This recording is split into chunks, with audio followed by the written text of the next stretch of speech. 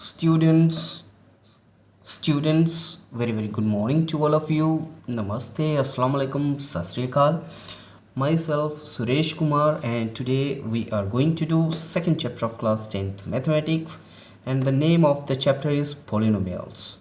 In this chapter we are going to cover exercise 2.3 from question number 3 to 5. तो चलिए शुरू कर लेते हैं आज की अपनी इस topic exercise 2.3 of chapter polynomials. तो क्वेश्चन नंबर 3 देखो कहता क्या है, पहले वो पढ़ लेते हैं। Question number 3 says obtain all other zeros. क्या है? Obtain all other zeros of 3x power 4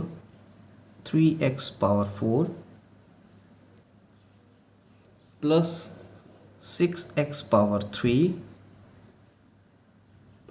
minus 2x power 2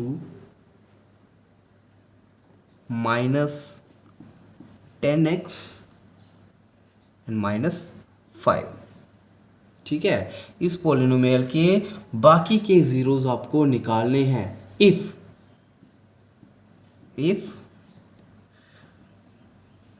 to of its zeros are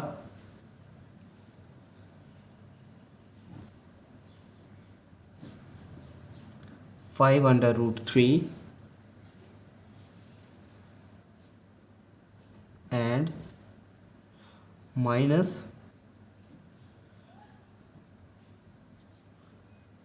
under root 5/3। ठीक है, तो क्या कहता है, आपको पॉलिनोमियल दे के रखी हुई है, आपको इसके दो जीरोस भी दे के रखे हुए हैं। पहला जीरो है अंडर रूट 5/3 और दूसरा जीरो है माइनस अंडर रूट 5/3। ये दो जीरोस ऑफ पॉलिनोमियल आपको दे के रखे हुए हैं। आपको बाकी के जीरोस ऑफ पॉलिनोमियल जो हैं इस पॉलिनोमियल के, वो आपको निकालने हैं। तो आप कैसे निकालोगे? तो देखो हम कैसे निकालेंगे, सॉल्यूशन की तरफ चलेंगे इसके। व्हाट वी आर गिवन, हमको दे के क्या रखा हुआ है, two zeros of polynomial are given. ठीक है, क्या दे के रखा हुआ है, टू zeros of polynomial। ठीक है, कौन कौन से, under root 5/3 and minus under root 5/3 are given. ये हमको दे के रखे हुए हैं पॉलिनोमियल के। अब आपको पता ही है, जब जीरोस ऑफ पॉलिनोमियल आपको दे के रखे हुए हों तो आप उन जीरोस ऑफ पॉलिनोमियल का यूज़ करके फैक्टर बना सकते हैं। किसके फैक्टर? गिवन पॉलिनोमियल के आप फैक्टर बना सकते हैं।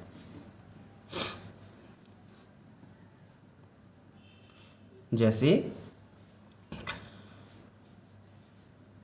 इस पॉलिनोमियल का जो पहला फैक्टर होगा that will be x minus, क्योंकि ये प्लस वाला है, जब इसको फैक्टर वाले फॉर्म के बीच में लिखा जाएगा तो ये बन जाएगा x माइनस अंडर रूट 5/3। ठीक है, यानी कि ये जो फैक्टर बना है हमारे पास x माइनस अंडर रूट 5/3, ये इस पॉलिनोमियल का फर्स्ट फैक्टर है। ठीक है, समझ में आया, ये फर्स्ट फैक्टर है। दूसरा जीरोस ऑफ पॉलिनोमियल हमको क्या दे के रखा हुआ है, माइनस अंडर रूट 5/3। तो दूसरा जो फैक्टर बनने जा रहा है वो क्या बनेगा, वो बन जाएगा हमारे पास x, और ये माइनस का था, जब इसको फैक्टर वाली फॉर्म के बीच में लिखा जाएगा, ठीक है, तो ये बन जाएगा x प्लस अंडर रूट 5/3। तो ये दो जीरोस का इस्तेमाल करके हमने वो दो फैक्टर ढूंढ लिए या वो दो फैक्टर बना लिए जो कि इस पॉलिनोमियल के भी फैक्टर हैं। ठीक है, इस पॉलिनोमियल के भी फैक्टर हैं जिसके हमको ज़ीरोज़ ऑफ पॉलिनोमियल निकालने हैं। तो ये दो ज़ीरोज़ ऑफ पॉलिनोमियल जो दे के रखे हुए थे उन्हीं का यूज़ करके हमने इस पॉलिनोमियल के दो फैक्टर बना लिए। अब आपको एक चीज़ का तो पता है ही, जिसको हमने डिवीजन एल्गोरिथम इन पॉलिनोमियल पढ़ा था। उस डिवीजन एल्गोरिथम इन पॉलिनोमियल के हिसाब से अगर मैं चलूँ तो अगर मैं किसी पॉलिनोमियल को किसी दूसरी पॉलिनोमियल के साथ में डिवाइड करता हूँ, ठीक है, तो हमको अदर टू पॉलिनोमियल्स हासिल हो जाती हैं। ठीक है, अदर टू पॉलिनोमियल्स हासिल हो जाती हैं, जो कि किसकी फॉर्म में होनी चाहिए, कोशेंट और रिमाइंडर की फॉर्म में होती हैं। ठीक है, मैं फिर से इधर लिख रहा हूँ, ये सॉल्व में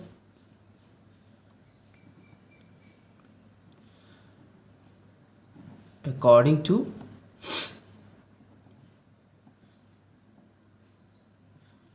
डिवीजन एल्गोरिथम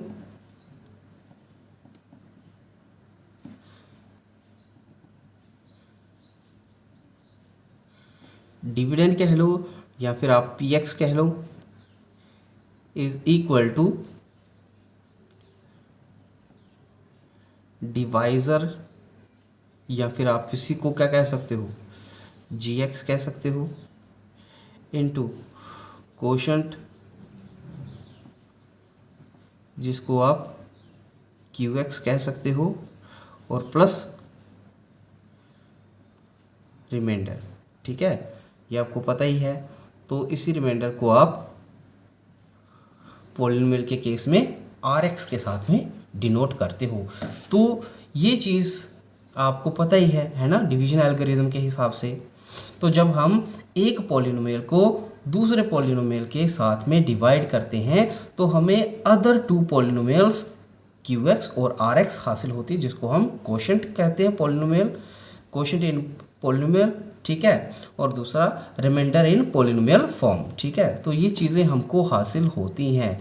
तो वही चीज़ का तो हम यहाँ पर इस्तेमाल करने जा रहे हैं। पॉलिनोमियल हमको दे के रखी हुई है, ज़ीरोज़ ऑफ पॉलिनोमियल के हमने फैक्टर बना ले, और उन फैक्टर्स को जब मैं फर्दर मल्टीप्लाई करूँगा, ठीक है, इन फैक्टर्स को जब मैं फर्दर मल्टीप्लाई करूँगा तो मुझे एक पॉलिनोमियल हासिल हो जाएगी जो कि gx के बराबर होगी।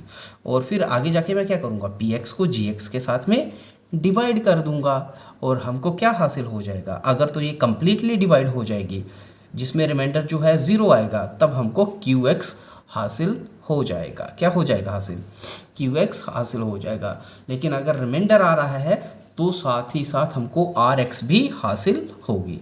तो अदर पॉलिनोमियल को ढूंढने के लिए मैं अब इसी तरीके का इस्तेमाल करने जा रहा हूँ। तो px हमारे पास में क्या है, px है हमारे पास में 3x power 4 plus 6x power 3 minus 2x square minus 10x और माइनस 5, ये px है। और gx हमारे पास में क्या बन जाएगी, gx हमारे पास बन जाएगी x minus √5/3 into x plus √5/3, ये हमारे पास gx होगी। gx को मैं अगर फर्दर सॉल्व करूं, इसी gx को अगर मैं फर्दर सॉल्व करूं तो मेरे पास अभी तो ये फैक्टर फॉर्म में है, इसको कंप्लीट एक पॉलिनोमियल की फॉर्म में तैयार करना है। तो क्या करूँगा, फैक्टर को फैक्टर के साथ में मल्टीप्लाई करूँगा, तब जाके मेरे पास एक पॉलिनोमियल बन जाएगी। ठीक है, सिंगल पॉलिनोमियल बन जाएगी gx। तो x सबसे पहले x के साथ में मल्टीप्लाई होगा तो क्या बनेगा, x स्क्वायर। उसी के बाद में यही x आगे जाके √5/3 के साथ में भी मल्टीप्लाई हो जाएगा, तो क्या बन जाएगा, प्लस का √5/3, ठीक है, प्लस का √5/3 इंटू एक्स। तो ये x इन दो टर्म के साथ में मल्टीप्लाई हो गया। अब माइनस √5/3 इन दो टर्म के साथ में मल्टीप्लाई होगा, तो सबसे पहले √5/3 इंटू एक्स करेंगे तो मेरे पास बन जाएगा -√5/3 इंटू एक्स। उसके बाद माइनस √5/3 मल्टीप्लाई हो जाएगा प्लस के √5/3 के साथ में। तो क्या बन जाएगा, माइनस इंटू प्लस, माइनस का निशान, और √5/3 इंटू √5/3, तो इनका अंडर रूट कैंसिल हो जाएगा, निकल जाएगा 5/3। ठीक है। और इसको अगर आप फर्दर सॉल्व करते हो तो मेरे पास यही gx क्या बन जाएगा, इक्वल टू x²। ये क्या है, प्लस का √5/3x है, और ये माइनस का √5/3x है। तो ये और ये तो हो जाएगा कैंसिल, क्योंकि टर्म्स तो सेम है, कॉफिशेंट्स भी सेम है, ठीक है, वेरिएबल भी सेम है, सेम पावर भी है, लेकिन एक प्लस का है और एक माइनस का है, तो ये कैंसिल हो जाएंगे। बच क्या गया, x² यहाँ से, और दूसरा माइनस का 5/3, माइनस का 5/3 यहाँ से बच जाएगा। तो मेरे पास एक तो ये तैयार हो गई, ठीक है, gx ये हो गई। अब ये सिंगल पॉलिनोमियल की फॉर्म में है। अब मैं क्या करूँगा, इस gx के साथ में इस px को डिवाइड करूँगा, तब जाके मुझे अदर 2 पॉलिनोमियल्स हासिल होंगी। ठीक है, कौन कौन सी, qx और rx हासिल होंगी। अगर तो रिमाइंडर 0 हुआ तो qx ही हासिल होगी। तो कर लेते हैं। Now px divided by gx, now px divided by gx करूँगा तो मुझे अदर 2 पॉलिनोमियल्स हासिल होने वाली हैं। वो कैसे हो जाएंगी, लिखो 3x⁴ plus 6x⁴ minus 2x² minus 10x minus 5 किसके साथ डिवाइड करेंगे, gx के साथ में। और gx है क्या हमारे पास में, x² माइनस 5/3। ठीक है, x² माइनस 5/3। अब आपको पता ही है, यहाँ पर इस साइड में या इस साइड में कहीं पे भी लिखना चाहूँ, मैं इस साइड में करूँगा। इस साइड में एक ऐसा नंबर ढूंढो जिसके साथ में इस gx की फर्स्ट टर्म को, पहले देख लो ये gx की जो gx पॉलिनोमियल है, क्या ये स्टैंडर्ड फॉर्म में है कि नहीं है। तो यहाँ पर तो ये स्टैंडर्ड फॉर्म में है, पावर के हिसाब से टर्म्स जो हैं अरेंज्ड हैं, सबसे पहले हाईएस्ट पावर, फिर उससे कम, फिर उससे कम। तो ये तो स्टैंडर्ड है, ये भी स्टैंडर्ड फॉर्म में ही है, हाईएस्ट पावर है, उससे कम, उससे कम, उससे कम, और लास्ट में कांस्टेंट टर्म है। तो ये भी स्टैंडर्ड फॉर्म में है। अगर नहीं होती तो सबसे पहले आप इनको स्टैंडर्ड फॉर्म में ही तब्दील करते। तो ये स्टैंडर्ड फॉर्म में है।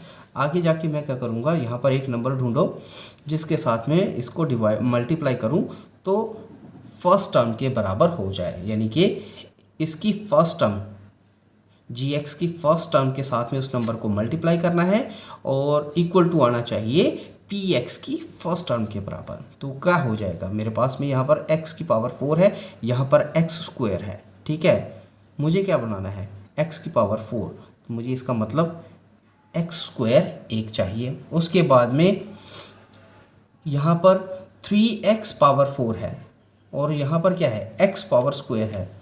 ठीक है, तो 3 बनाने के लिए मुझे एक 3 भी चाहिए यहाँ पर, तो 3x² हो जाएगा। अब देखो यहाँ पर 3x² इंटू x² करेंगे तो 3x⁴ हो जाएगा कि नहीं, हो जाएगा। कैसे, वेरिएबल इंटू वेरिएबल जब होता है, सेम वेरिएबल जब मल्टीप्लाई होते हैं तो उनकी पावर जो होती है वो ऐड हो जाती है, और कॉफिशेंट इंटू कॉफिशेंट जो होता है उनकी प्रोडक्ट होती है। कॉफिशेंट के साथ में कॉफिशेंट की प्रोडक्ट, और वेरिएबल के साथ में जब वेरिएबल की प्रोडक्ट होती है तब वेरिएबल्स की पावर्स ऐड होती हैं, वेरिएबल वही रहता है। इसीलिए 3 इंटू 1 3, और x² इंटू x² x⁴ आई है। ठीक है, तो इसके साथ में फर्स्ट टर्म के साथ में हो गया। अब ये चीज़ सेकेंड टर्म के साथ में भी मल्टीप्लाई होगी, तो -5/3 इंटू 3x² क्या हो जाएगा। साइड में आप एक रफ ले सकते हो पेज, तो ऐसे करके देख लो आप, क्या है 3x² किसके साथ मल्टीप्लाई हो रहा है, माइनस के 5/3 के साथ में। तो 3 कैंसिल हो रहा है, और बच क्या रहा है, माइनस का 5 और साथ में x², तो -5x² बच रहा है। ठीक है, अब देखो ये -5x² है, वेरिएबल विद पावर 2, तो ये जो टर्म आएगी -5x², ये किसके नीचे आएगी? सेम टर्म के नीचे सेम टर्म। कहाँ पर आएगी ये? -2x² के नीचे ही ये -5x² आएगा, क्योंकि दोनों वेरिएबल सेम है और पावर भी सेम है, ये सेम टर्म्स है, तो सेम टर्म के नीचे सेम टर्म आती है। उसके आगे क्योंकि दोनों के साथ में हो गया मल्टीप्लाई, ये है ना, दो ही टर्म्स थी तो दो ही टर्म्स के साथ में मल्टीप्लाई हो गया। आगे क्या स्टेप आता है? आप ऐसे लाइन खींचते हो और लाइन खींचने के बाद में आपको पता है कि ऊपर वाली रकम में से नीचे वाली रकम को निकाला जाता है। तो 3x⁴ में से 3x⁴ को जब आप निकालोगे तो क्या हो जाएगा? माइनस हो जाएगा ये, ठीक है, कैंसिल हो जाएगा, ठीक है। उसके बाद ये प्लस का 6x³, इसके नीचे कुछ है नहीं है, तो ये प्लस का 6x³ वैसा का वैसा ही नीचे उतार दो। अगली वाली साइड में माइनस का 2x², उसके नीचे है क्या आ रहा? माइनस का 5x²। तो देखो आपको माइनस के 2x² में से आपको निकालना है माइनस का 5x², मतलब माइनस के 2x² में से आपको निकालना है, माइनस करना है, किसको करना है? माइनस का 5x² को माइनस करना है। तो आपको पता ही है -2x² वैसा का वैसा ही रहेगा, माइनस इंटू माइनस प्लस हो जाता है, तो क्या बन जाएगा? 5x² बनेगा। इसीलिए आपको पता ही है कि ये नीचे जो भी रकमें आ रही हैं वो माइनस होंगी, तो माइनस निशान होने की वजह से हम सिंपली उसको इस तरीके से करने की बजाय हम क्या कर लेते हैं, जो नीचे जो भी रकमें आ रही हैं उनके निशान को हम पहले ही बदल देते हैं, वरना आपको ऐसा करना पड़ता। और आपको उसको और आसान करने के लिए आप क्या करते हो, अगर ये प्लस का आ रहा है आप इसको माइनस कर देते हो, ये माइनस का आ रहा है आप इसको सीधा प्लस का यहीं पर ही कर देते हो। वो किसकी वजह से होता है? इस माइनस के निशान की वजह से अंदर के निशान बदल जाते हैं, ठीक है, वो आपको पता होना चाहिए। तो माइनस का 2x² और ये प्लस का 5x², तो क्या बन जाएगा? प्लस का 3x²। उसके बाद ये माइनस का 10x वैसा का वैसा ही और माइनस का 5 वैसा का वैसा ही। अब इस x² को किसके साथ में मल्टीप्लाई करूं ताकि प्लस का 6x³ बने?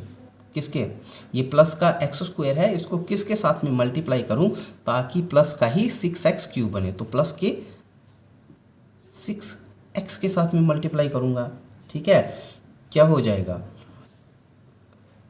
प्लस का 6 इंटू प्लस का 1 प्लस का 6 हो जाएगा, और x² इंटू x³ हो जाएगा, हो गया बराबर। तो ये हो जाएगा मेरे पास में 6x³, ठीक है, तो बात समझ में।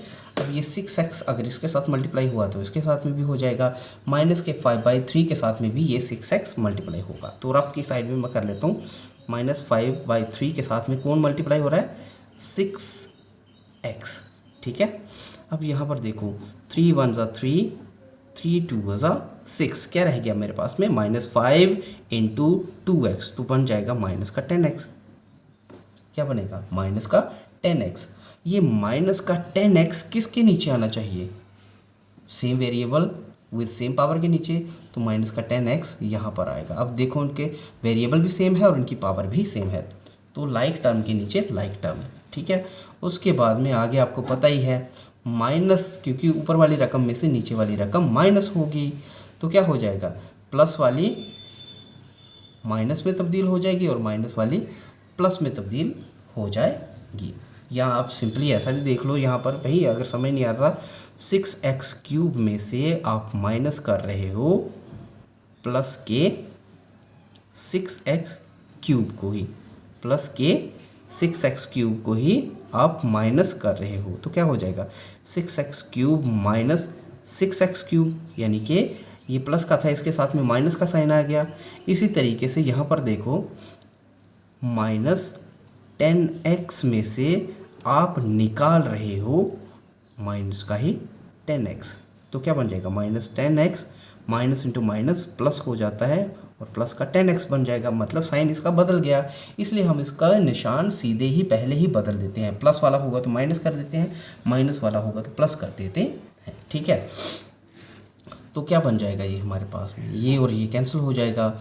सेम कॉफिशेंट है, सेम वेरिएबल है, पावर भी सेम है, लेकिन एक प्लस का है एक माइनस का है, तो ये कैंसिल हो जाएगा। ठीक है, उसके बाद यहाँ पर भी देख लो, सेम वेरिएबल है, सेम कॉफिशेंट है, सेम ही वेरिएबल है, पावर भी सेम है, लेकिन एक माइनस का है एक प्लस का है, तो ये भी कैंसिल हो जाएगा। बच क्या गया हमारे पास में, हमारे पास में अब बच गया है 3x² माइनस 5, 3x² माइनस 5।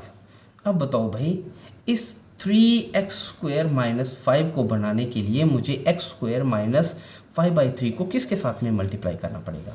तो सबसे पहले देखो, मुझे प्लस का 3 बनाना है। ठीक है, और यहाँ पर है क्या, प्लस का 1, प्लस के 1 को किसके साथ में मल्टीप्लाई करूँ ताकि प्लस का 3 आए, प्लस के 3 के साथ में ही मल्टीप्लाई करना पड़ेगा। किसके साथ में, प्लस के 3 के साथ में ही मल्टीप्लाई करना पड़ेगा, तब जाके मेरे पास में क्या बन जाएगा, 3 × x², 3x² बन जाएगा, और -5/3 × 3 करोगे, देख लो अब ये 3 -5/3 के साथ में मल्टीप्लाई होगा, तो -5/3 × 3 करोगे तो 3 कैंसिल हो जाएगा, आएगा क्या, -5।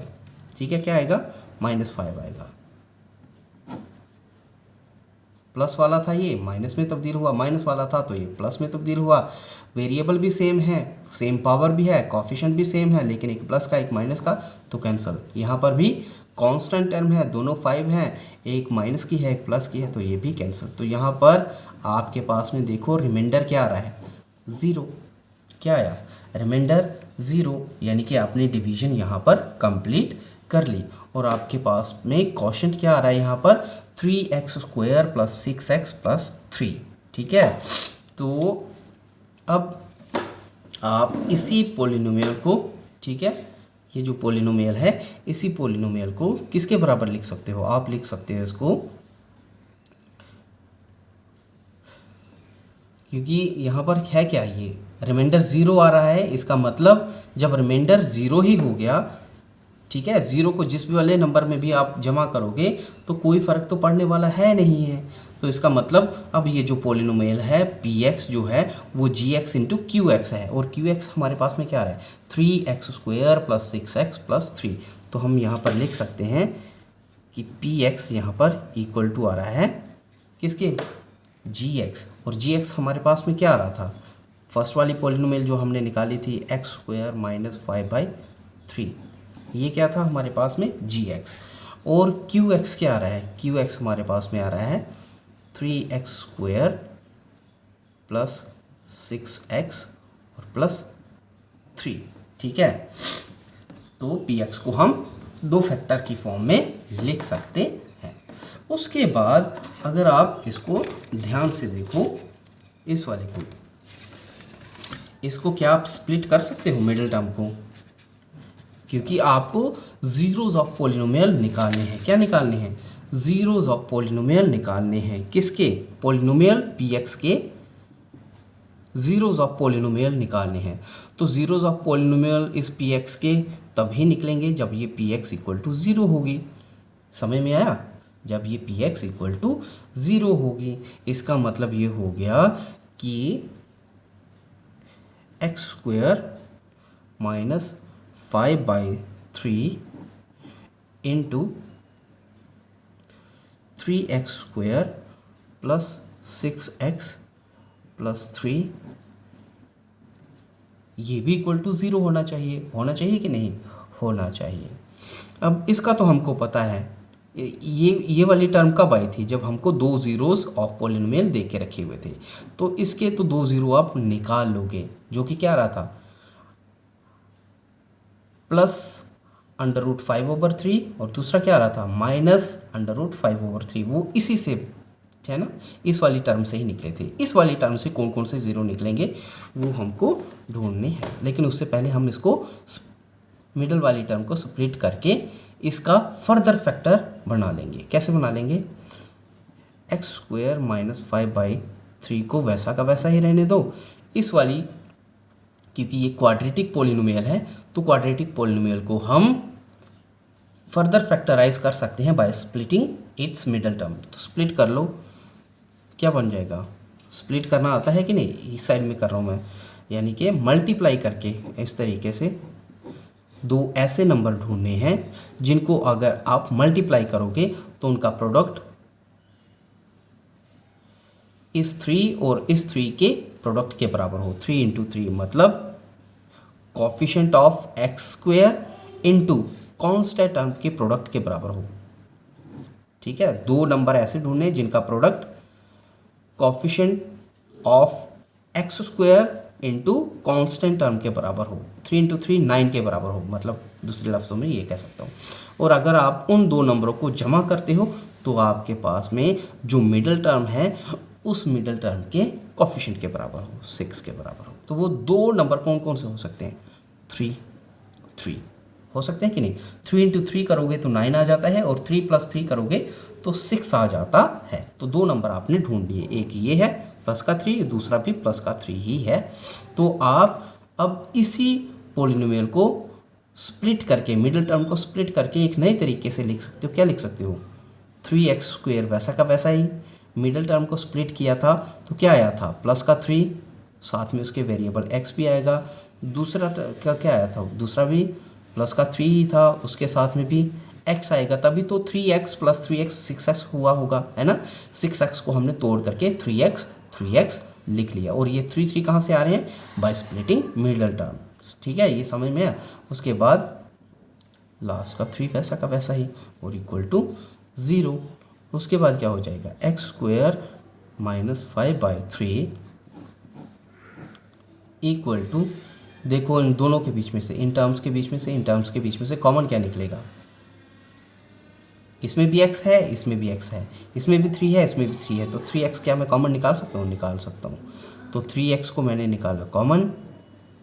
ठीक है, 3x सबसे पहले किसके साथ में मल्टीप्लाई होगा ताकि 3x स्क्वायर बने, x के साथ में। उसके बाद में 3x किसके साथ में मल्टीप्लाई हो ताकि प्लस का 3x आए, तो प्लस के 1 के साथ में। ठीक है, उसके बाद इनको देख लो, इनमें से भी बाहर क्या निकलेगा, 3 निकल जाएगा। 3 इसमें भी है, 3 इसमें भी है, 3 निकल जाएगा इनमें से बाहर। ठीक है, निकाल दिया 3 बाहर। 3 किसके साथ में मल्टीप्लाई होगा ताकि 3x बने, तो x के साथ में। और ये 3 जो निकाला है ये प्लस का निकाला है। ठीक है, 3 इंटू एक्स 3x हो जाएगा। और अब 3 को किसके साथ में मल्टीप्लाई करूं ताकि प्लस का 3 आए, प्लस के 3 को किसके साथ मल्टीप्लाई करूं ताकि प्लस का ही 3 आए, प्लस के 1 के साथ में, इक्वल टू 0। अब क्या हो जाएगा मेरे पास में, x square minus 5/3, x plus 1 इसमें भी है, x प्लस 1 इसमें भी है। तो x प्लस 1 क्या मैं कॉमन निकाल सकता हूँ, निकाल सकता हूँ। x प्लस 1 को निकाल दिया कॉमन। x प्लस 1 सबसे पहले किसके साथ में मल्टीप्लाई हो रहा है, यहाँ पर 3x के साथ में। उसके बाद में किसके साथ में मल्टीप्लाई हो रहा है, प्लस के 3 के साथ में। ठीक है, हो गया। इतना करने के बाद में इक्वल टू 0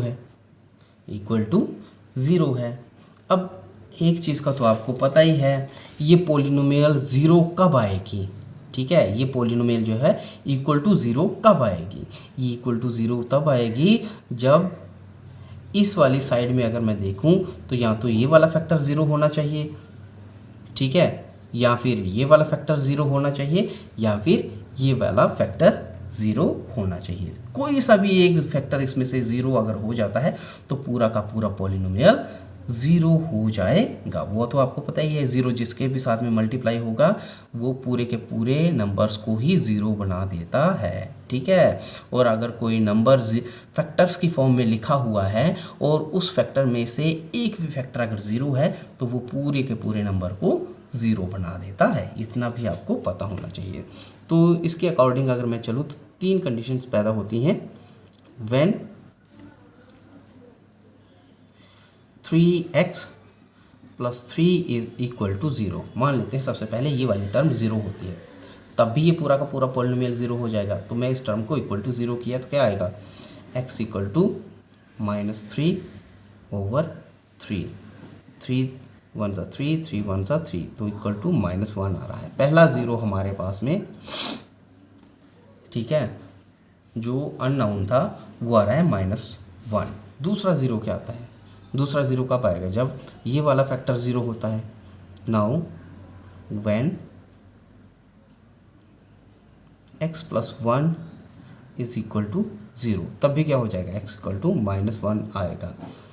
तो दूसरा वाला ज़ीरो भी निकल आया। ये पहला वाला ज़ीरो है, ये दूसरा वाला ज़ीरो है, ठीक है। अब तीसरा और चौथा ज़ीरो तो आपको दे के रखा है ही, और वो तीसरा और चौथा ज़ीरो इसी पॉलिनोमियल के बीच में से ही तो निकला है कि नहीं? इसी पॉलिनोमियल के बीच में ही निकला है, लेकिन फिर भी मैं कर लेता हूँ। व्हेन x² - 5/3, ठीक है, इज़ इक्वल टू 0। जब हमारे पास में x² - 5/3 इक्वल टू 0 होगा, तब क्या बन जाएगा हमारे पास में?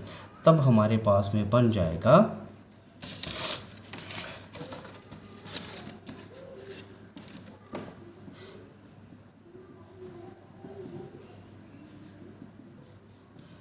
x² इक्वल टू प्लस का 5/3, ठीक है। x² इक्वल टू 5/3 और x इक्वल टू क्या बन जाएगा? √5/3 और प्लस या माइनस का, ठीक है। तो प्लस और माइनस के साइन से आप ये समझ लो कि यहाँ पर x की दो वैल्यू आने वाली है, एक होगी प्लस में और एक होगी माइनस में। तो कौन कौन सी आएगी? x इक्वल टू प्लस का √5/3 और दूसरा x इक्वल टू माइनस का √5/3 आएगा। तो तीसरा और चौथा ज़ीरो भी आपने निकाल लिया, ठीक है। तो इस तरीके से आप इस पॉलिनोमियल का अदर ज़ीरोज़ ऑफ पॉलिनोमियल निकालोगे, ठीक है।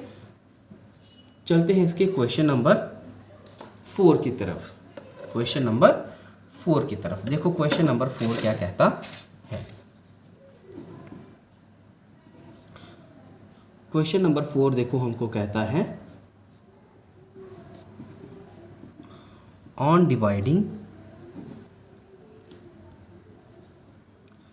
x⁻³ -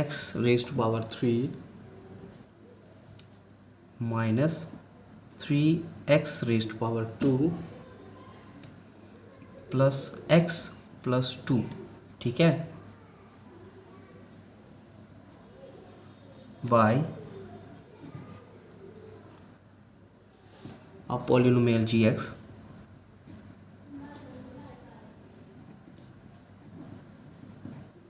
gx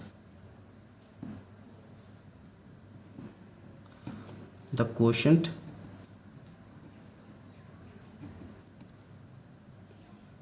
and remainders were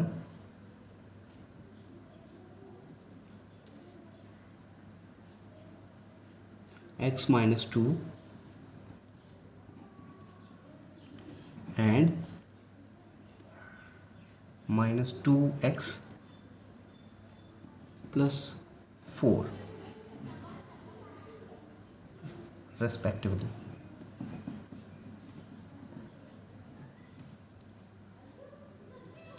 Find gx, find gx, ये आपको ढूंढना है। सवाल समझ लो, कहता है आपके पास में कोई पॉलिनोमियल px है जो कि x³ - 3x² + x + 2 के बराबर है, ठीक है। अगर उसको मैं किसी दूसरी पॉलिनोमियल जो कि gx है उसके साथ में मैं अगर इस पॉलिनोमियल को डिवाइड करता हूँ तो मेरे पास कोशेंट और रिमाइंडर आते हैं, ठीक है। और वो कोशेंट है क्या? x-2 और रिमाइंडर है क्या? -2x + 4, ठीक है।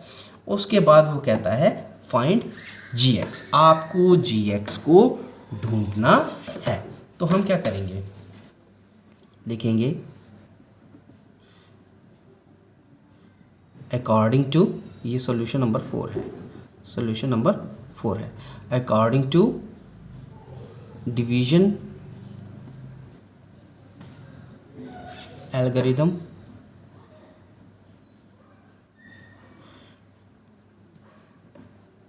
फॉर पॉलिनोमियल, ठीक है।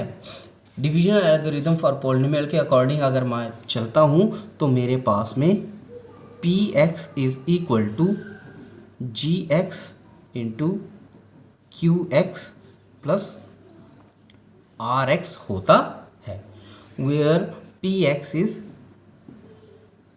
Dividend, G x is equal to divisor है ये, क्यू एक्स इसमें कोशेंट है और प्लस आर एक्स इसमें रिमाइंडर है। ये हमको पॉलिनोमियल की एल्गोरिदम कहती है। तो अगर मैं इस एल्गोरिदम के अकॉर्डिंग चलूं तो मेरे पास में क्या होना चाहिए, मेरे पास में होना चाहिए x cube minus 3x² plus x plus 2 जो है ये इक्वल टू होना चाहिए किसके बराबर, जी एक्स, जो कि हमको दे के नहीं रखा हुआ, ठीक है, उस जी एक्स और क्यू एक्स जो कि क्या दे के रखा हुआ है, क्वोशेंट x माइनस 2, ठीक है, प्लस रिमाइंडर कितना दे के रखा हुआ है, -2x प्लस 4, ठीक है। ये डिवीजन एल्गोरिदम के अकॉर्डिंग ये पॉलिनोमियल जो है, जो कि पी एक्स है, जो कि x cube minus 3x² plus x plus 2 है, वो equal to ji x into Q x plus are x के बराबर होनी चाहिए। पी एक्स की वैल्यू क्या है, x cube minus 3x² plus x plus 2, जी एक्स क्या है नहीं दे के रखा हुआ है, उसको हम जी एक्स ही रखेंगे। क्यू एक्स क्या दे के रखा हुआ है, एक्स माइनस 2, और प्लस आर एक्स क्या दे के रखा हुआ है, -2x प्लस 4 दे के रखा हुआ है। आपने वैल्यू पुट कर दी। अब आपको क्या करना है, इस इक्वेशन को सॉल्व करना है, जस्ट आपको इसको सॉल्व करना है। तो आप जी एक्स को ढूंढ लोगे, तो उसमें आपको क्या करना है, जी एक्स को ढूंढना है, इसको हम इधर ही रखेंगे, बाकी वाली टर्म्स को उठा करके इक्वल टू के दूसरी साइड में लेके जाएंगे, है ना, ऐसे ही किया जाता है सॉल्व। तो वैसे ही करने जा रहे हैं। तो मेरे पास में क्या बन जाएगा, x cube minus 3x² plus x plus 2, ठीक है, जो कि पॉलिनोमियल है पी एक्स, उसको वैसा का वैसा ही रहने दो। इस साइड में मैं क्या करूँगा, इक्वल टू के दूसरी वाली साइड से जो भी एक्स्ट्रा टर्म्स हैं उनको उठा करके इधर इस साइड में लेके आऊँगा। तो ये प्लस वाली है, ठीक है, प्लस माइनस का 2x, तो माइनस का 2x है ना, ये माइनस का 2x जब मैं इस साइड में लेके आऊँगा तो ये प्लस का 2x बनेगा। ये प्लस का 4 है ना, इक्वल टू के इस साइड में लेके आऊँगा तो ये माइनस का 4 बनेगा। इधर क्या रह जाएगा मेरे पास में, इस साइड में रह गया मेरे पास में जी एक्स इंटू एक्स माइनस 2, ठीक है। बाद में मैं इस x माइनस 2 को भी उस साइड में लेके जाऊंगा, लेकिन तब तक मैं इस साइड के इस पॉलिनोमियल को थोड़ा और सॉल्व करके इसको स्टैंडर्ड फॉर्म में तब्दील करता हूँ। तो मेरे पास में देखो एक्स क्यूब वाली और कोई है इसमें, कोई टर्म नहीं है, तो एक्स क्यूब वैसा का वैसा ही। एक्स स्क्वायर वाली कोई और टर्म है इसके बीच में, नहीं है, तो माइनस का 3x² वैसा का वैसा ही। एक्स वाली कितनी है, एक ये है एक्स वाली और एक ये है एक्स वाली, ये भी प्लस की है, ये भी प्लस की है, ठीक है। तो 1x प्लस 2x प्लस का 3x हो जाएगा कि नहीं, हो जाएगा। उसके बाद कांस्टेंट टर्म्स कौन कौन सी है, प्लस का 2 और माइनस का 4, तो प्लस का 2 माइनस का 4 माइनस का 2 रह जाएगा, ठीक है। तो इस साइड में हमने इक्वेशन को सॉल्व कर लिया है। इक्वेशन के दूसरी साइड में है क्या मेरे पास में, जी एक्स और क्यू एक्स, ठीक है, क्या है हमारे पास में, जी एक्स और क्यू एक्स है क्या हमारे पास में, एक्स माइनस 2, क्या है क्यू एक्स हमारे पास में, एक्स माइनस 2।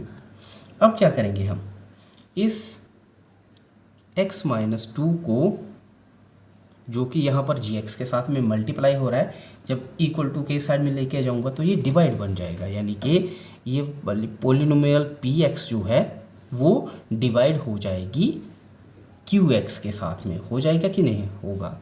तो क्या बन जाएगा ये, x cube minus 3x² plus 3x minus 2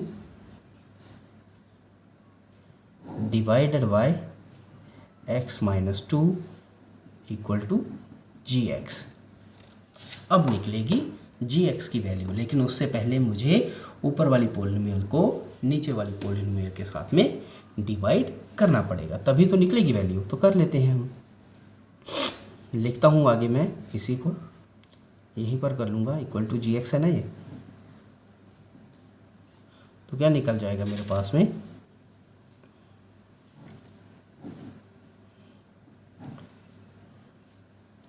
3 नहीं है, ये एक्स क्यूब है, ठीक है, सिंपली एक्स क्यूब है, 3 नहीं है, ये एक्स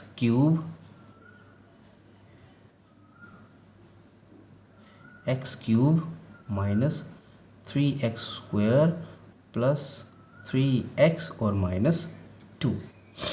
इसको डिवाइड किसके साथ में करूँगा, x माइनस 2 के साथ में डिवाइड करने जा रहा हूँ। आपको पता ही है ये स्टैंडर्ड फॉर्म में है, तो मुझे इसको स्टैंडर्ड फॉर्म में तब्दील करने की ज़रूरत नहीं है, क्योंकि ये पहले ही स्टैंडर्ड फॉर्म में है, ये भी स्टैंडर्ड फॉर्म में है। मुझे सिंपली यहाँ पर ऐसा नंबर ढूंढना है जिसके साथ में मैं इस डिवाइज़र की फर्स्ट टर्म को अगर मल्टीप्लाई करूँ तो px की फर्स्ट टर्म के बराबर हो जाए। हमें इनकी फर्स्ट टर्म को ही बराबर करना होता है, ठीक है, फर्स्ट टर्म्स को ही बराबर करना होता है। आप फर्स्ट टर्म को बराबर करने के लिए कह सकते हो, या फिर px की हाईएस्ट पावर वाले वेरिएबल के बराबर, ठीक है, px के वेरिएबल की हाईएस्ट पावर वाले टर्म के बराबर आपको बराबर करना होता है, ठीक है। किसके, कैसे, इस डिवाइज़र के फर्स्ट टर्म को कोशेंट की फर्स्ट टर्म के साथ में मल्टीप्लाई करके, और कोशेंट की वो फर्स्ट टर्म क्या होगी वो आपको ढूंढनी है, तो वो ढूंढ लो। x को किसके साथ में मल्टीप्लाई करोगे ताकि एक्स क्यूब बने, एक्स स्क्वायर के साथ में, x square into x cube बन जाएगा, ठीक है। अब ये x माइनस 2 के साथ में भी मल्टीप्लाई होगा, तो माइनस 2 इंटू एक्स माइनस का 2x स्क्वायर बन जाएगा, minus 2 into x square minus का 2x स्क्वायर बन जाएगा। माइनस का 2x स्क्वायर किसके नीचे आएगा, माइनस के 3x स्क्वायर के नीचे। क्यों आएगा इसके नीचे, क्योंकि ये सेम टर्म्स हैं। क्यों है सेम टर्म, क्योंकि same variable with same power है, ठीक है। उसके बाद ये प्लस वाला था, प्लस वाला माइनस में तब्दील हो जाएगा माइनस करने पे, ये माइनस वाला है तो माइनस करने पे ये प्लस वन में तब्दील हो जाएगा। फिर क्या हो जाएगा, ये सेम टर्म्स हैं, सेम वेरिएबल है, सेम पावर है, कॉफिशेंट भी सेम है, लेकिन एक माइनस का एक प्लस का है तो ये कैंसिल। उसके बाद यहाँ पर देखो माइनस का 3x स्क्वायर प्लस का 2x स्क्वायर माइनस का 1x स्क्वायर रह जाएगा, क्या रह जाएगा, माइनस का 1x स्क्वायर रह जाएगा, ऊपर से क्या उतर जाएगा, प्लस का 3x माइनस 2 उतर जाएगा। अब बात आती है x को किसके साथ में मल्टीप्लाई करोगे ताकि माइनस का 1x स्क्वायर बने, तो माइनस के x के साथ में, किसके साथ में, माइनस के x के साथ में, x into minus x minus का 1x स्क्वायर हो जाएगा, ठीक है। उसके बाद में यही माइनस का x माइनस के 2 के साथ में मल्टीप्लाई हो जाएगा, तो माइनस का x इंटू माइनस का 2 प्लस का 2x बन जाएगा, क्या बन जाएगा, प्लस का 2x बन जाएगा। अब क्या हो जाएगा, माइनस वाला था तो प्लस में तब्दील हो जाएगा, कैंसल। प्लस का 3x है, ठीक है, नीचे क्या है, प्लस का 2x, ये प्लस का 2x माइनस करने पे माइनस का 2x बन जाएगा, और क्या हो जाएगा, ये 3x माइनस 2x प्लस का 1x रह जाएगा, ऊपर से माइनस 2 उतर जाएगा। अब यहाँ पर देखो x माइनस 2 और ये भी x माइनस 2, चाहे इसको आप 1x माइनस 2 कहो एक ही बात है, क्योंकि जिस वेरिएबल के साथ में कोई कॉफिशिएंट नहीं होता उसके साथ में हमेशा 1 होता है, तो x के साथ में कुछ नहीं है तो यहाँ पर 1 है, तो आप इसको 1x माइनस 2 भी पढ़ सकते हो। तो 1x माइनस 2 को किसके साथ में मल्टीप्लाई करोगे ताकि 1x माइनस 2 ही बने, प्लस के 1 के साथ में, ठीक है, समझ में आया। तो ये प्लस का था माइनस में तब्दील हो जाएगा, ये माइनस का था ये प्लस में तब्दील हो जाएगा, और ये कैंसिल, और रिमाइंडर आपके पास में बच जाएगा 0, ठीक है। तो जब आपके पास में रिमाइंडर 0 बच रहा है, इसका मतलब कंप्लीट फैक्टर्स बन रहे हैं, ठीक है, कंप्लीट फैक्टर्स ऑफ पॉलिनोमियल्स बन रहे हैं। जिसमें रिमाइंडर बच जाता है उसके कंप्लीट फैक्टर नहीं बनते हैं, ठीक है। तो जिसके भी रिमाइंडर 0 बच जाए इसका मतलब उस पॉलिनोमियल के कंप्लीट फैक्टर बन जाएंगे। तो यहाँ पर भी कंप्लीट फैक्टर बनने हैं और कंप्लीट फैक्टर बनने पे हमारे पास में, ठीक है, जो क्वोशंट आया that is x² minus x plus 1 आ रहा है। और यही तो जवाब होगा ना, क्योंकि हम इसी को तो ढूंढ रहे हैं। तो हमारे पास में क्या निकल जाएगा, gx हमारे पास निकल जाएगा x² minus 1 plus x² minus x plus 1 के बराबर होगा। तो नाउ यहाँ पर ही लिख लेता हूँ मैं सोल्यूशन के बीच में। gx इज इक्वल टू, यहाँ पर देख लो gx किसके बराबर आ रहा है, x² माइनस x और प्लस 1 के बराबर। ये हमारे पास में इसका gx आ रहा है, यही इसका सोल्यूशन है, ठीक है। और ये कौन सा था सोल्यूशन, सोल्यूशन नंबर 4। चलते हैं इसी के क्वेश्चन नंबर 5 की तरफ। कौन से, क्वेश्चन नंबर 5 की तरफ। देखो क्वेश्चन नंबर 5 कहता क्या है। Question number 5 says give examples, give examples of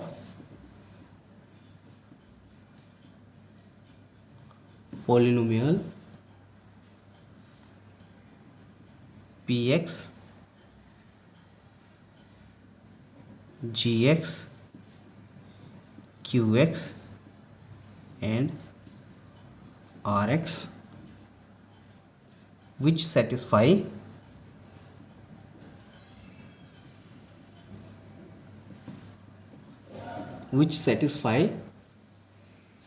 the division algorithm.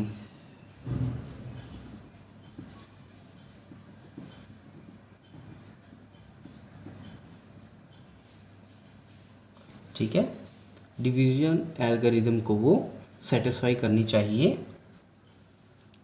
और साथ ही साथ आपको पूछा गया है and number 1 degree of px, ये डिग्री ऑफ px है, ठीक है, degree of px equal to degree of qx के बराबर आनी चाहिए। मतलब आपको एक ऐसा पॉलिनोमियल ढूंढना है, ठीक है, जिसमें पॉलिनोमियल px की डिग्री जो है पॉलिनोमियल qx की डिग्री के बराबर होना चाहिए। qx है क्या, यहाँ पर क्वोशंट है। सबसे पहले हम कैसे करेंगे इसको सॉल्यूशन।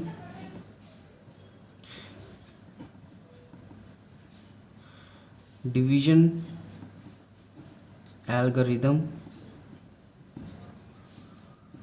इन पॉलिनोमियल कहती क्या है, it says polynomial px is always equal to polynomial gx into polynomial qx और प्लस polynomial rx। यही कहती है डिवीजन एल्गोरिदम। इस एल्गोरिदम के अकॉर्डिंग आपको px, gx, qx और rx कुछ इस तरीके से ढूंढने हैं जिसमें px की डिग्री ऑफ पॉलिनोमियल जो है वो qx की डिग्री ऑफ पॉलिनोमियल के बराबर आए, ठीक है। तो कैसे ढूंढोगे, कैसे, किस तरीके से आप करोगे इसको, जिसमें degree of polynomial of px जो है वो qx पॉलिनोमियल की डिग्री के बराबर आए। तो देखो मतलब आप इसमें जो भी पॉलिनोमियल आएंगे उनके बीच में वेरिएबल भी एक जैसा होगा और साथ ही साथ उनके वेरिएबल की पावर भी एक जैसी आनी चाहिए, ठीक है। अगर इस वाले पॉलिनोमियल के बीच में हाईएस्ट पावर 2 आ रही है तो उसके क्यू एक्स में भी हाईएस्ट पावर 2 आनी चाहिए, तभी तो ये सेम डिग्री वाले पॉलिनोमियल कहलाएंगे, है ना। ऐसे ही होना चाहिए। तो देखो सेम डिग्री के बनाने के लिए मैं क्या करूँगा, मैं 2 नंबर ले लेता हूँ। Let P x is equal to 7, ठीक है। Let P x is equal to 7। P x को अगर मैं 7 ले लेता हूँ, 7 है क्या, 7 एक कांस्टेंट नंबर है, ठीक है, कांस्टेंट नंबर है। और ये कांस्टेंट नंबर आपको पता है कब आता है, कांस्टेंट नंबर तभी आएगा जब उसके साथ में लगे हुए वेरिएबल की पावर 0 होगी। समझ में आया, जब उसके साथ में लगे हुए वेरिएबल की पावर वेरिएबल की पावर 0 होगी, तभी वो कांस्टेंट जो होगा आएगा, ठीक है। तभी कोई कोएफिशिएंट कांस्टेंट में तब्दील होता है जब उसके साथ में लगे हुए वेरिएबल की पावर 0 आती है। तो मैं मान लेता हूँ कोई पॉलिनोमियल ले रहा हूँ 7, ठीक है। 7 जो है एक कांस्टेंट नंबर है। आप 7 की जगह 5, 7, 8, 9, 10 कोई भी कांस्टेंट नंबर ले सकते हो। दूसरा, अब मैं इस पी एक्स को एक जी एक्स 5 से डिवाइड करता हूँ, ठीक है। आपको पता है डिवाइड करने वाली नंबर जो होता है वो हमेशा इसमें पी एक्स से छोटा होना चाहिए, जी एक्स पी एक्स से छोटा होना चाहिए। तो ये 5 ले लिया मैंने। यहाँ पर ये जो 5 है ये भी एक कांस्टेंट है, इसमें भी वेरिएबल की पावर जो है वो 0 है। अरे भाई आप देखने को ये क्या लग रहे हैं, 7 और 5 ये नंबर लग रहे हैं। आप सोचोगे कि ये पॉलिनोमियल नहीं है, लेकिन ऐसा नहीं है। चाहे वो नंबर हैं, ठीक है, सिंपली आपको एक नंबर भी अगर देख कर रखा हुआ होगा, वो नंबर भी पॉलिनोमियल्स में ही आता है। अरे भाई वो नंबर तभी बनता है जब उसके साथ में कोई वेरिएबल लगा होगा और उस वेरिएबल की पावर 0 हुई होगी। तो क्या हुआ, इस नंबर के साथ में कोई ना कोई वेरिएबल ज़रूर लगा हुआ है, लेकिन उस वेरिएबल की पावर जो है वो 0 है। तो क्या ये नंबर अब पॉलिनोमियल नहीं हुआ? तो ये पॉलिनोमियल ही है। तो इसलिए मैं कह रहा हूँ कि मान लेते मेरे पास में कोई पॉलिनोमियल है पी एक्स जो कि 7 है, और दूसरा मैं एक और पॉलिनोमियल ले रहा हूँ जी एक्स जो कि 5 है। अब मैं पी एक्स को जब जी एक्स के साथ में डिवाइड करता हूँ, P x divided by ji x, तो मुझे क्या हासिल होता है, वी गेट 7 डिवाइडेड बाय 5, 5 1 ज़ा 5 और रिमाइंडर बच जाता है मेरे पास में 2, ठीक है। और रिमाइंडर जो होता है हमेशा डिवाइड करने वाली रकम से छोटा होता है, ठीक है। रिमाइंडर जो होता है डिवाइड करने वाली रकम से हमेशा छोटा होता है। और रिमाइंडर इक्वल टू 0 भी हो सकता है जब हमारे पास में डिवाइज़र जो होगी इस पी एक्स को कम्प्लीटली डिवाइड करेगी, तब हमारे पास में रिमाइंडर इक्वल टू 0 आता है। अदरवाइज रिमाइंडर जो होगा वो लेस देन 5 और ग्रेटर देन और इक्वल टू 0 होता है। तो यहाँ पर देखो मेरे पास में क्वोशंट क्या आ रहा है, क्वोशंट यहाँ पर आ रहा है 1। ये क्या है, क्वोशंट यहाँ पर क्या आ रहा है हमारे पास में 1 आ रहा है। रिमाइंडर क्या आ रहा है, रिमाइंडर क्या आ रहा है, रिमाइंडर हमारे पास में 2 आ रहा है। तो यहाँ पर अगर आप क्वोशंट को देखो तो क्वोशंट भी क्या यहाँ पर क्या आया, here quotient Q x is equal to 1 आ रहा है और आर एक्स इक्वल टू 2 आ रहा है। इन सभी के बीच में अगर आप देखो पी एक्स 7 है, जी एक्स 5 है, क्यू एक्स 1 है और आर एक्स 2 है। हमें क्या करना था, हमें तो सिर्फ इतना ही ढूंढना था कि जी एक्स, हमें तो सिर्फ इतना ही ढूंढना था कि जो degree of polynomial P x है वो degree of polynomial Q x होनी चाहिए। तो देखो भाई यहाँ पर कांस्टेंट टर्म आ रही है, इसका मतलब यहाँ पर भी वेरिएबल की पावर 0 आ रही है, वेरिएबल एक्स की पावर 0 आ रही है। तो ये पॉलिनोमियल 7 है, यहाँ पर भी कांस्टेंट टर्म है, यहाँ पर भी क्या आ रहा है, पॉलिनोमियल के बीच में जो वेरिएबल x आ रहा है उसकी पावर 0 आ रही है, तो दोनों के बीच में बराबर है ना, है ना। तो हम कह सकते हैं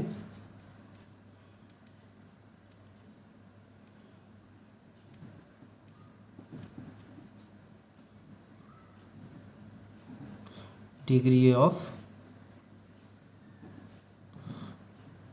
px equal to degree of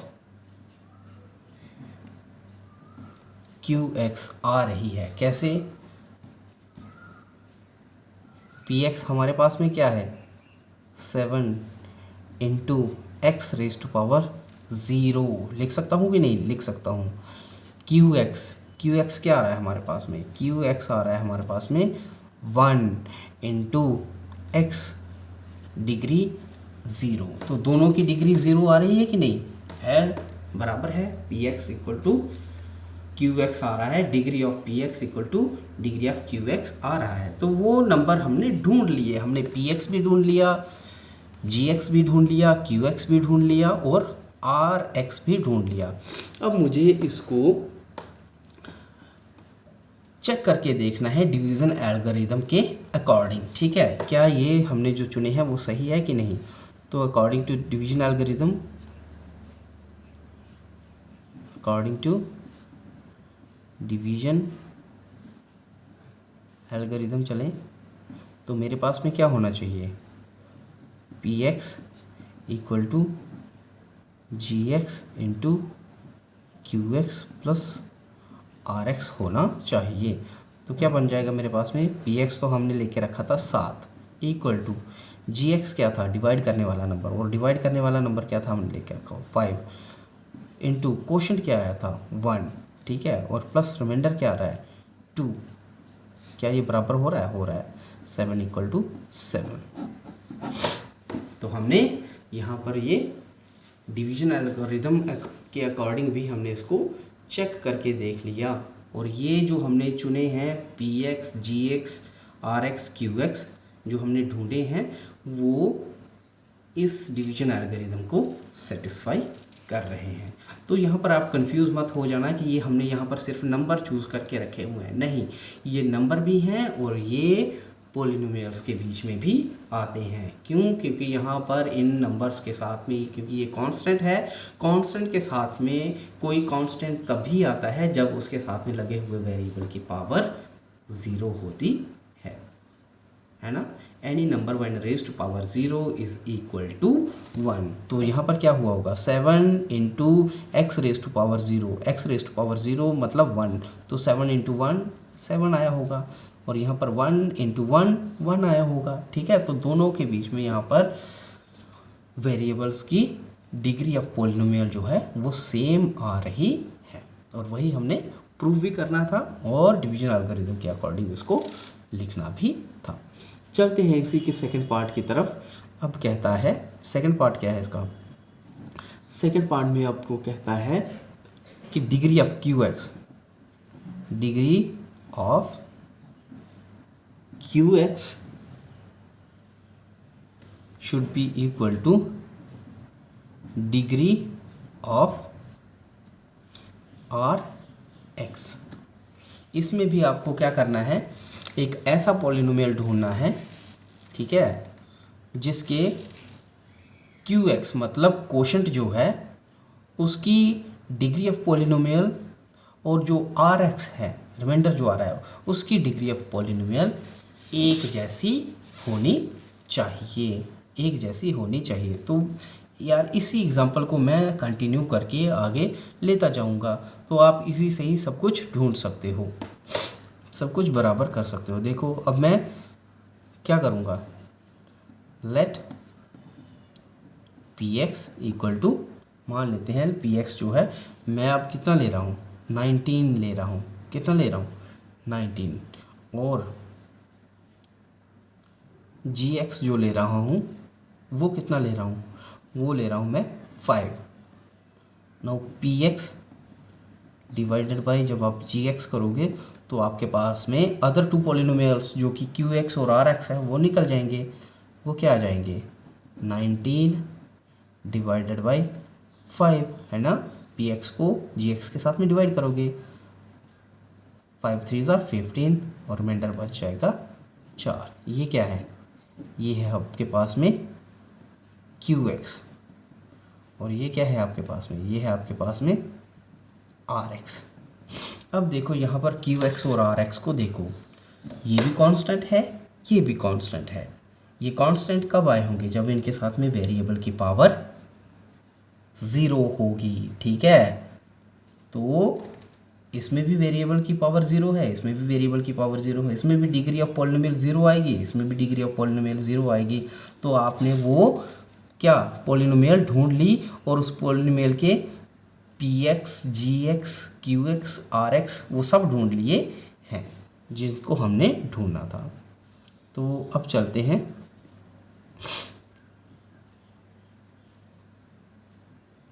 हम ऐसे भी लिख सकते हैं, here P x equal to, here degree of P x है, here degree of P x equal to degree, ठीक है, ऑफ आर एक्स। क्या आएगा यहाँ पर, कर लो,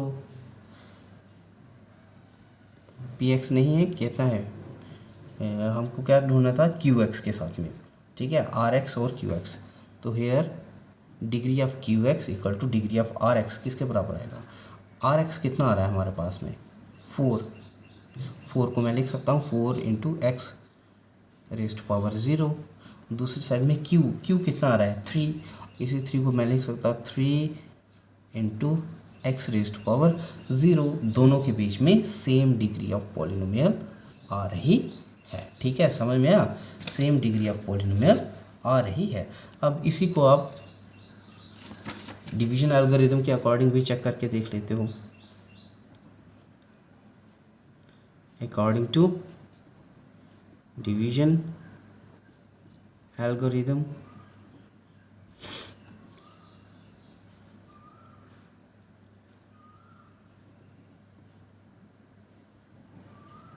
dividend equal to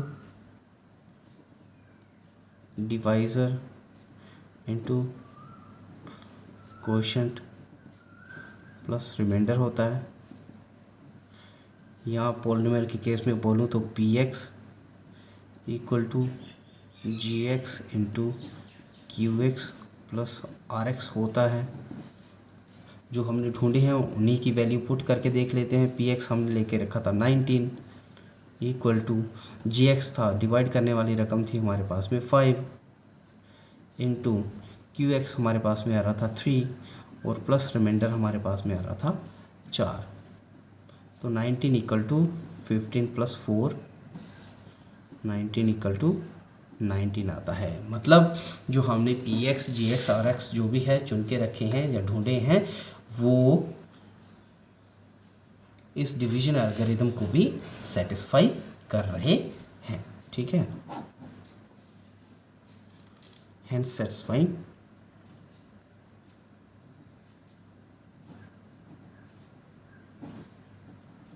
division algorithm, division algorithm को भी ये सेटिस्फाई कर रहे हैं। अब इसी का लास्ट पार्ट भी है, 9 degree of r x equal to 0। अब क्या करना है, थर्ड पार्ट में क्या करना है, डिग्री ऑफ आर एक्स 0 होनी चाहिए। मतलब एक ऐसा पॉलिनोमियल तैयार करना है, उस पॉलिनोमियल के क्यू एक्स, जी एक्स, ठीक है, ढूंढने हैं जिसके बीच में डिग्री ऑफ पॉलिनोमियल, लेकिन कौन से पॉलिनोमियल की, आर एक्स पॉलिनोमियल की जो डिग्री ऑफ पॉलिनोमियल आएगी वो 0 आनी चाहिए। अरे भाई डिग्री ऑफ पॉलिनोमियल 0 आनी चाहिए मतलब उस के साथ में जो वेरिएबल आएगा, ठीक है, रिमाइंडर के केस में जो भी नंबर आएगा उसके साथ जो वेरिएबल है उस वेरिएबल की पावर 0 होनी चाहिए। तो फिर से वही कर लेंगे हम, कोई सा भी नंबर ढूंढ लो, ढूंढ लो भाई कोई सा नंबर। Let P x is equal to 36 मान लेते हैं, पी एक्स इक्वल टू 36 है। तो हमारे पास जी एक्स जो है उसको मान लेता हूँ मैं 5, ठीक है, या 7 मान लेता हूँ, जो भी आप मानना चाहते हो मान लो, ठीक है। जी एक्स मैंने मान लिया 7। तो पी एक्स को जब आप जी एक्स के साथ में डिवाइड करोगे तो क्या आएगा, p x divided by ji x जब आप करोगे तो मेरे पास आएगा 36 डिवाइडेड बाय 7, तो ये बन जाएगा 7 × 5 35 और रिमाइंडर बच जाएगा 1। ये क्या है, ये है क्वोशंट जो कि है हमारे पास क्यू एक्स, और ये क्या है, रिमाइंडर जो कि है हमारे पास आर एक्स, ठीक है, क्या है ये आर एक्स है। अब देखो इस आर एक्स के बीच में आपसे पूछा क्या क्या था, पॉलिनोमियल के बीच में जो आर एक्स आएगा उसकी डिग्री ऑफ पॉलिनोमियल जो है वो 0 आनी चाहिए। तो कर लेंगे, फिर से नंबर तो हमने ढूंढ ही लिया है। तो यहाँ पर अगर हम इस रिमाइंडर को देखते हैं तो यहाँ पर कांस्टेंट टर्म आ रही है, क्या आ रही है, कांस्टेंट टर्म आ रही है, और कांस्टेंट टर्म के साथ में हमेशा वेरिएबल की पावर 0 होती है, और 0 पावर अगर किसी वेरिएबल की होगी तो उसको हम 0 डिग्री पॉलिनोमियल कह देते हैं। तो यहाँ पर रिमाइंडर की साथ में जो वेरिएबल है उसकी पावर 0 आ रही है, तो इसी को हम ऐसे लिख सकते हैं, here degree of r x equal to 0 होनी चाहिए, और रिमाइंडर हमारे पास में क्या आ रहा था, 1 आ रहा था। इस 1 को मैं 1 × x⁻0 भी लिख सकता हूँ, ठीक है। और यहाँ पर देख लो, इसी को तो देखते हो आप, वेरिएबल की ही पावर को तो देखते हो डिग्री ऑफ पॉलिनोमियल को निकालने के लिए। तो यहाँ पर इस वाले केस में डिग्री ऑफ पॉलिनोमियल क्या आ रही है, 0 आ रही है, x⁻0 होगी, क्या है ये, x⁻0 है, ठीक है। तो हमारे पास में यहाँ पर भी हमने इसको प्रूफ कर लिया है। अब इसको एल्गोरिदम के हिसाब से भी हम देखेंगे। नो अकॉर्डिंग टू एल्गोरिदम, क्या ये एल्गोरिदम के अकॉर्डिंग भी सेट बैठता है कि नहीं, अकॉर्डिंग टू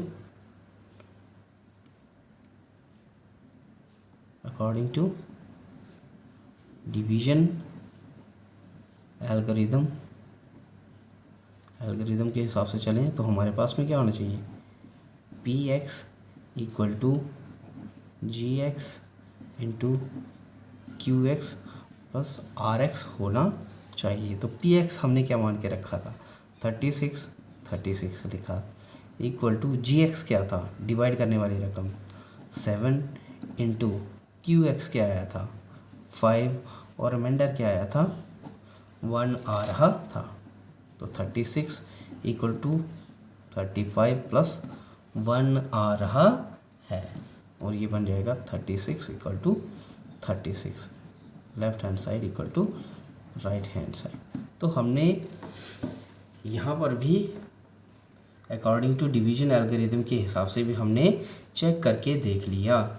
तो ये जो p x, ji x, are x जो हमने लिए थे, चुने थे, वो इस डिवीजन एल्गोरिथम के हिसाब से भी सेट बैठते हैं और पी एक्स को वो तैयार करते हैं, ठीक है। तो उम्मीद है ये सवाल आपकी समझ में आए होंगे। यहाँ पर ये एक्सरसाइज 2.3 जो है वो कंप्लीट होती है। कल हम फिर हाजिर हो जाएंगे अगली एक्सरसाइज को लेकर के, अगले सवालों को लेकर के। तब तक के लिए शुक्रिया, थैंक यू।